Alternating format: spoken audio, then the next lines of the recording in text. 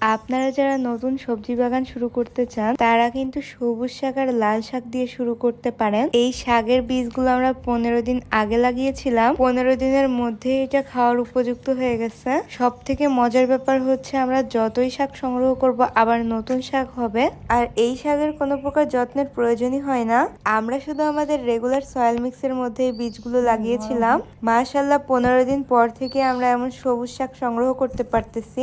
এই সবুজ শাকে কিন্তু অনেক পুষ্টি আছে, প্লাস বাজারে কিন্তু এমন টাটকা শাক পাওয়া যায় না। আপনি যদি নতুন নতুন কিচেন গার্ডেন শুরু করতে চান তাহলে কিন্তু এই শাকের বীজ লাগিয়ে ফেলতে পারেন। নিজেদের বাগান থেকে শাক সংগ্রহ করে সেগুলো রান্না করার মজাই আলাদা। আমার পার্সোনালি সবুজ শাক অনেক বেশি পছন্দের। শাকটা চিংড়ি মাছ দিয়ে রান্না করলে বেশি ভালো লাগে, কিন্তু চিংড়ি মাছ না দিয়ে এমনিও যদি রান্না করা হয় তাও এটা টেস্টি লাগে।